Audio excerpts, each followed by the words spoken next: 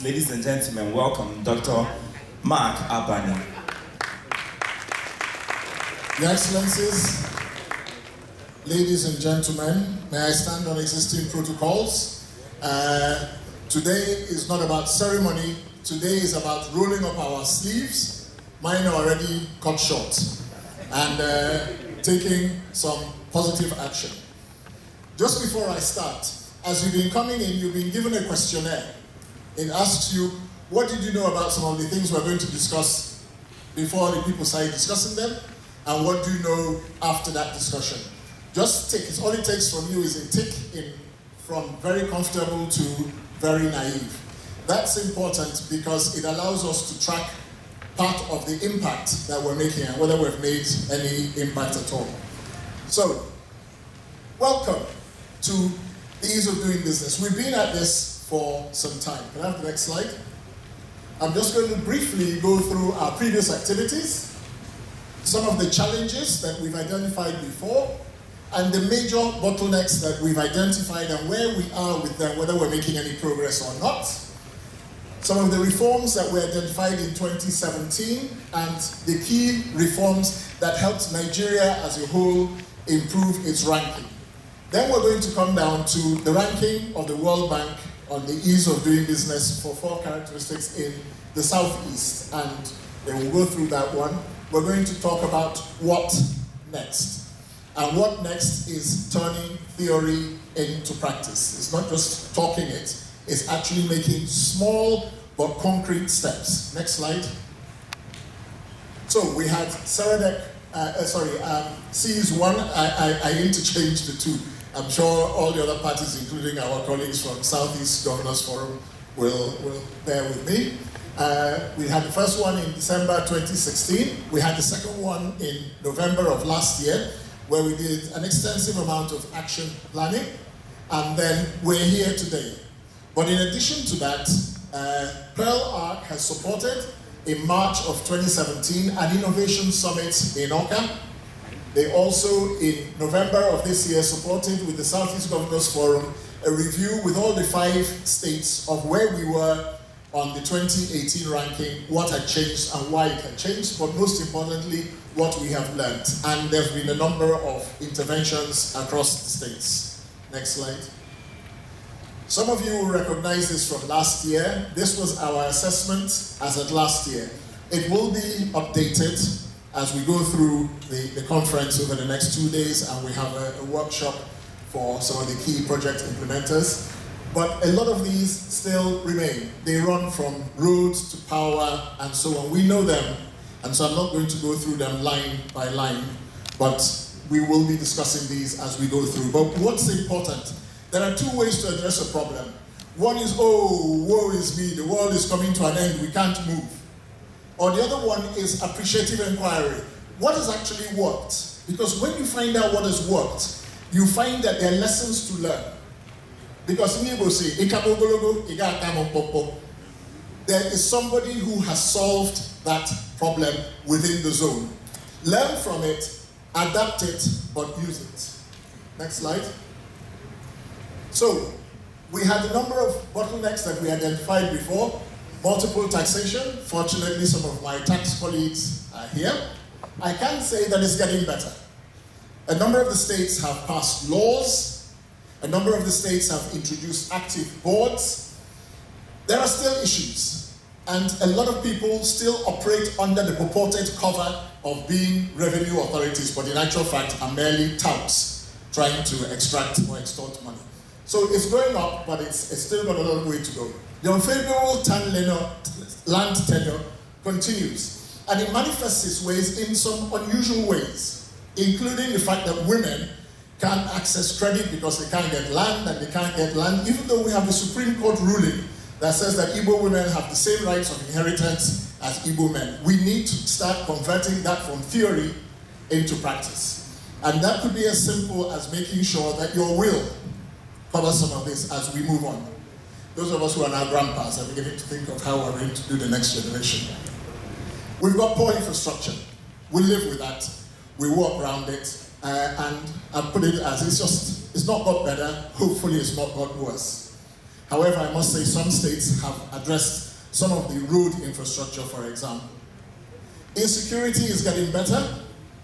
There's not the rampant kidnappings and so on that there were before, but we can always improve our security. Access to credit. Some of the states have done some exceptionally good things in order to drive access to credit, especially with SMEs. So we need to learn from them. Enugu's done something quite good in that area. And capacity building. And Bill Gates reminded the whole of Nigeria that if you don't have the capacity, if you don't have the human capacity, it doesn't matter how many clever devices you have, they are not going to be turned into action. Next slide. So today, overall, it's a positive story for the southeastern states, but there is still much to do. And not just the World Bank indicators, but the wider ease of doing business, such as, and I've mentioned them before, security, infrastructure, marketing, policy stability. This is one important thing that government needs to do. You need to know that when you're investing some millions or billions, that the policy is going to remain the same so that you can recoup your investments.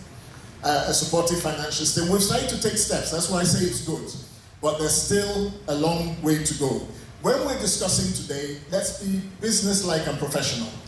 Let's bring out where we think we have solved problems, because we all know the problems, and what we think we can do. They need to be positive, concrete things that we can walk away with.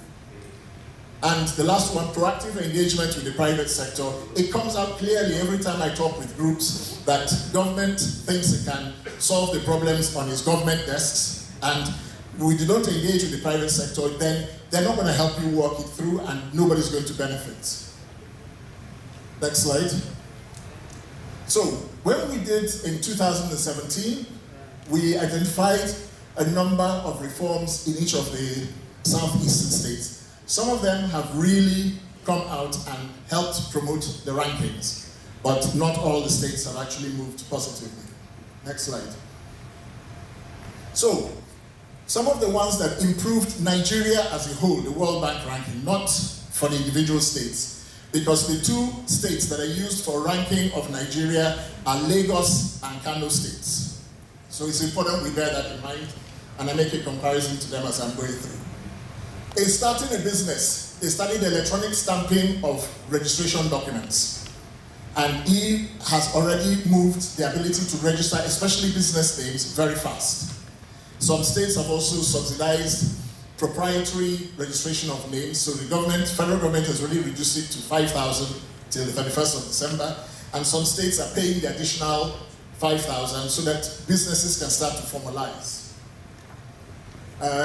Dealing with construction permits, registering of property, getting credits, and paying taxes. All these slides will be available, but these are the various things that were done, concrete things in Lagos and Kano that moved Nigeria up 18 steps in 2018.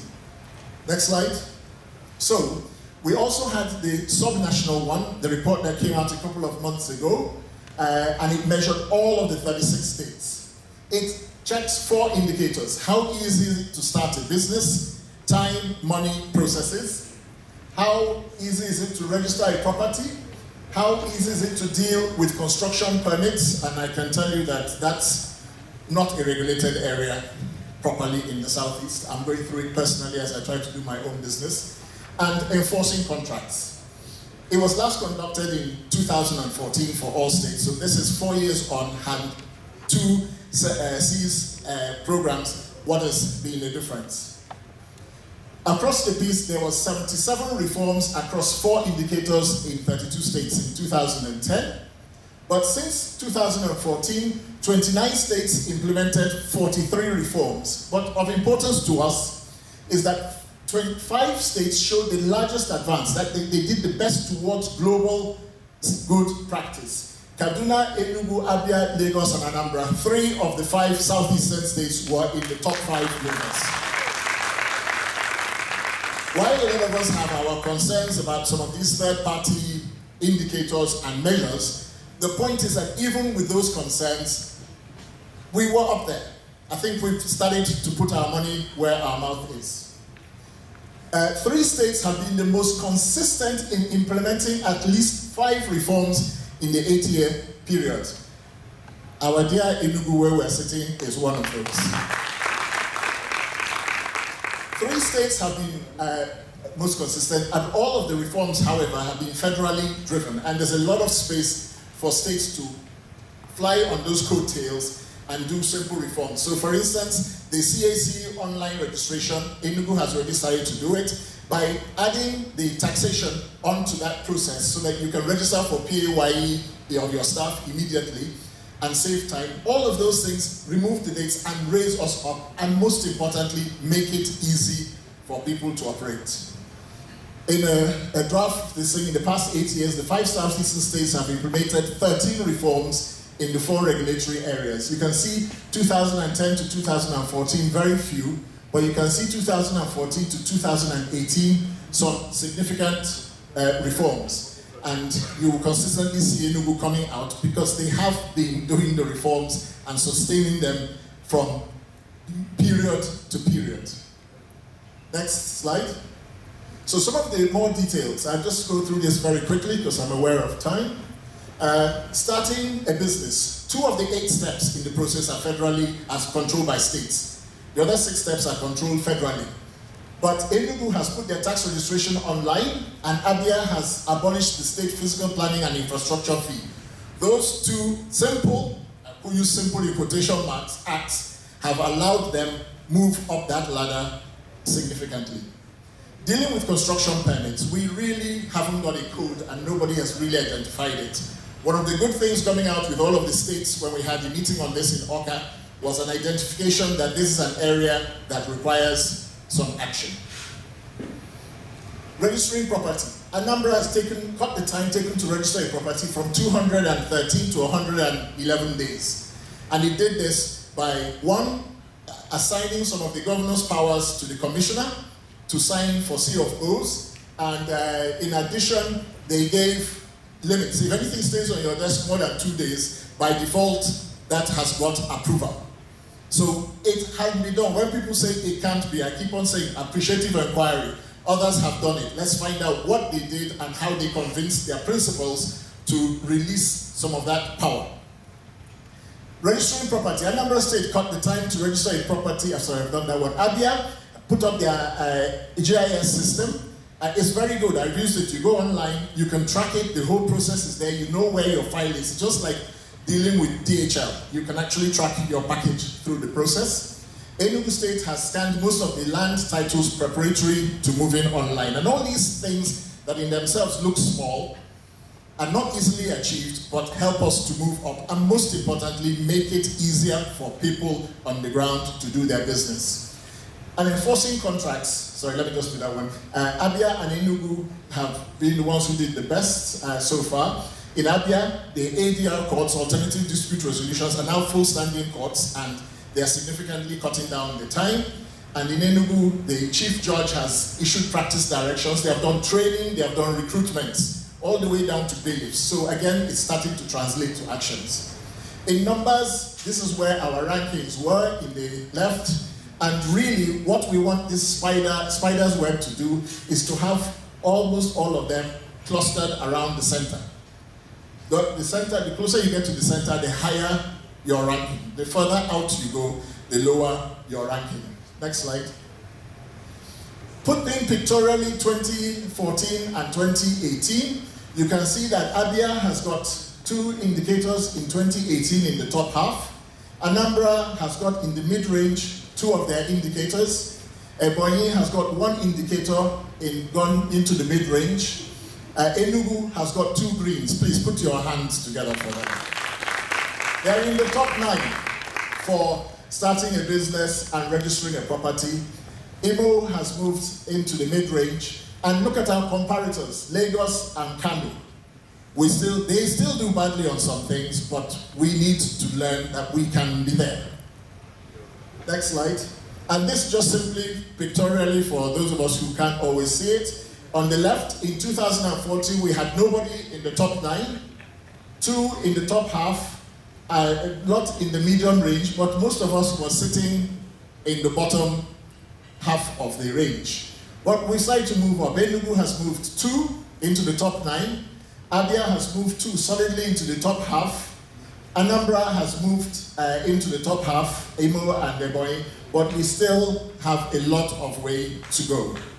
But it's a positive story. You must always remember it's a positive story. Build on successes. That's the next slide. That's just another variation of the same thing. Hopefully if I repeat it enough times, we will start to pick it up. Next slide.